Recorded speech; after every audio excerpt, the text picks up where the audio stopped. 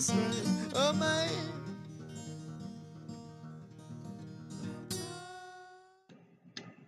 Over the past 6 months to a year, you've probably heard a lot about the Supreme Court from the news and from the presidential election with Donald Trump and Hillary Clinton. But probably you did not hear a lot about what these 9 women and men are supposed to do as United States Supreme Court justices.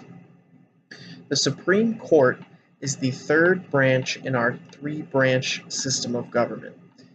As you can kind of see here, the Constitution lays out 3 co-equal branches of government: the legislative, the executive, and the judicial branches.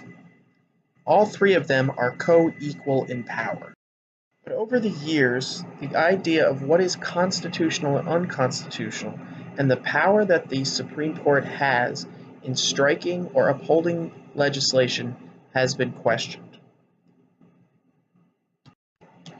Should the Constitution be interpreted strictly as it was written in 1791, or should it be updated into today's 21st century modern society?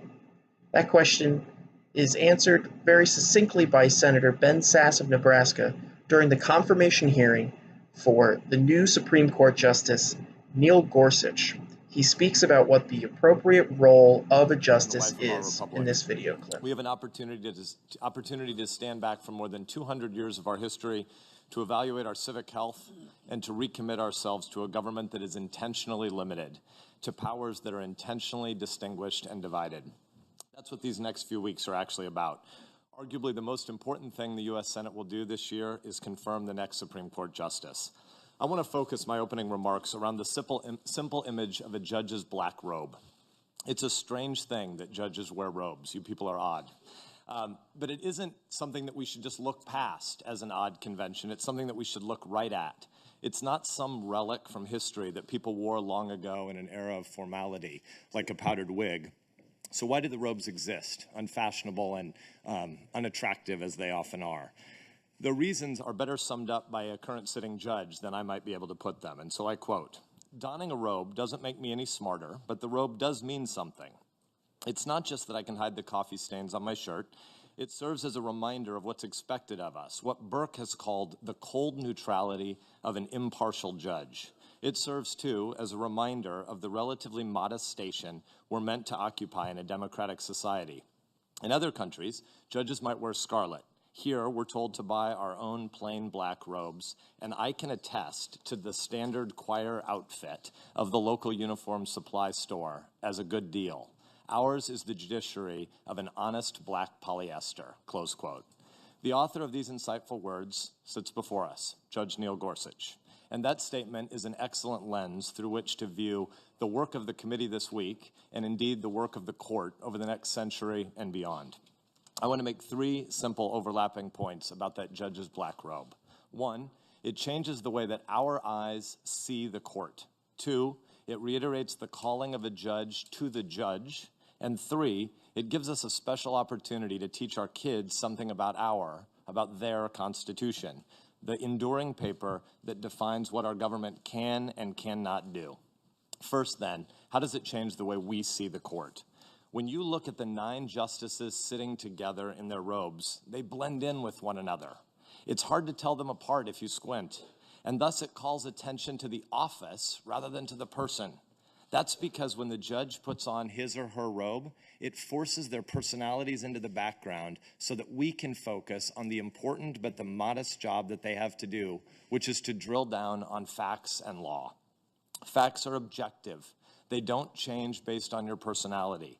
They're evaluated against written objective laws, not against what the judge wishes the law said. Someone famously said that, quote, empathy, close quote, is an essential ingredient in arriving at a just decision. This belief is well meant, but it's very foolish. For standing before a court, your gender, your skin, your bank account cannot decide your fate. In the same way, a judge's race, class, and gender should not decide your fate. Empathy is actually not the role of a Supreme Court justice. It is, in a sense, our role, for we are men and women who've been hired and can be fired by the American people to empathize. We're to identify with the hopes and the struggles of 320 million Americans. But the judge, instead, has a different job: to faithfully and dispassionately apply the law to the facts of the particular case. The judge's robe is there to remind the judge and us of that if the facts are on your side, it shouldn't matter which judge you sit before. Our ideal is one where you can trade out one judge for another judge, and you should get the same outcome. This is the heart of what we mean when we say that we believe in the rule of law, not of men, or of women, or of black or white, or rich or poor. We are not to be ruled by a judge's passions, or by a judge's empathy, or by a judge's policy preferences. Here's the second thing that the black robe is supposed to do. It's supposed to reiterate the calling of the judge back to the judge.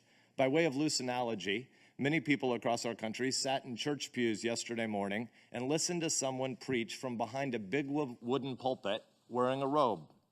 Why the pulpit? Why the robe? Because these things make it harder to see the preacher.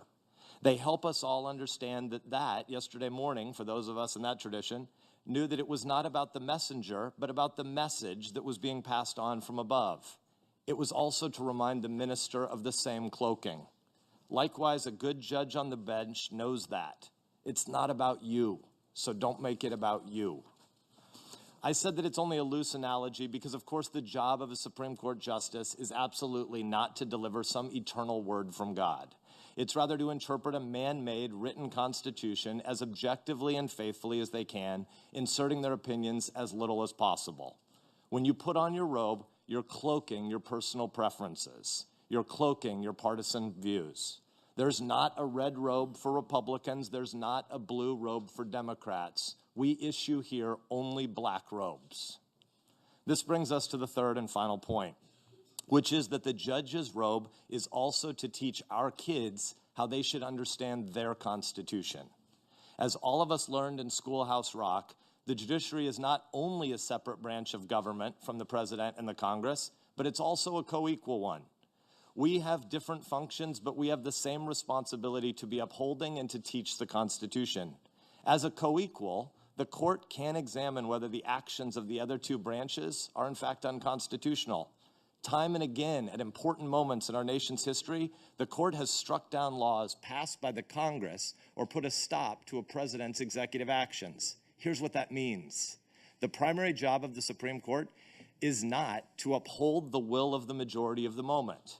The primary job of a Supreme Court justice is not to reflect the popular opinions of the day. That might sound surprising. Don't we live in a democracy where the majority is supposed to rule? The answer to that question is only a very qualified yes, for there are critical limits to that statement. The Constitution is a decidedly and intentionally anti-majoritarian document. The Constitution exists to protect our rights and our liberties, even when we might hold unpopular views. And the role of the Supreme Court in protecting those rights and liberties is sometimes precisely to frustrate the will of the majority. Think about how the Constitution deals with religion and public opinion.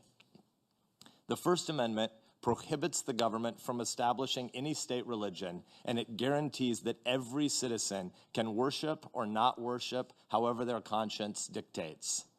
If, however, at some moment polling showed a 51% popular desire in this country to pass a law making church attendance mandatory or to subsidize a particular religious denomination, the Supreme Court would rightly strike down such flawed laws. This is because in the Constitution, we decided that we would limit our own power. We, the people, decided in the founding of this republic that we would restrain our own majoritarian impulses. By enacting the Constitution, we intentionally decided to tie our own hands so that there are certain things that a majority can never do, like invade someone's conscience.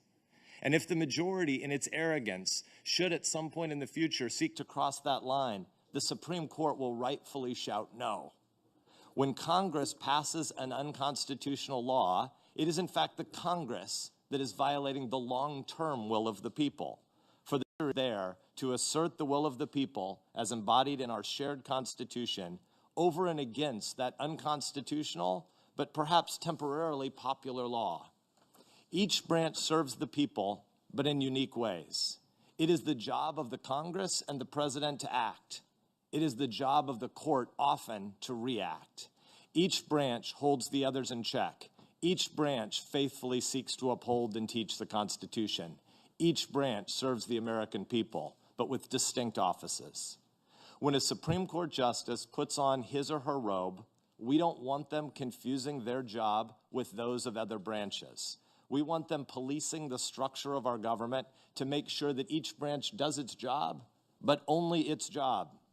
Today, Judge Gorsuch sits in front of us wearing a suit and tie. Before he can put back on the black robe, he must answer this committee's questions. And I expect that Mr. Gorsuch, the citizen, has policy preferences. He probably has desired outcomes, but I don't know what they are, and that's a good thing. And I expect by the end of this week, it should be clear that Judge Gorsuch, the judge's judge, will faithfully embody the spirit of that black robe. For the American people deserve the comfort of a judiciary that is cold and impartial, not seeking to be super legislators. For if a judge seeks to be a super legislator, he or she should run for office so the American people can choose to hire them or fire them. But that is not the calling you have before us today. Thank you, and thank you to your family. Over the years, the Supreme Court has played a massive role in protecting your civil liberties and creating a better society. Let's take a look at some of those examples right now. Brown versus Board of Education.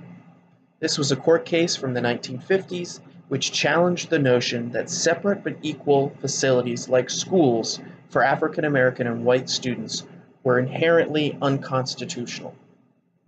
This case overturned the idea of separate but equal and forced integration of white and black Americans alike. The Supreme Court case, the District of Columbia versus Heller, was a Supreme Court case that essentially decided whether or not the Second Amendment gave us as Americans the right to keep and bear arms. Through this case, the Supreme Court re-verified our individual liberty to hold weapons. And finally, Obergefell versus Hodges, probably the more famous of these last two, decided that states' laws on gay marriage were inherently unconstitutional under the 14th Amendment, equal protection under the law. And now and today, gay and lesbian people may marry if they choose.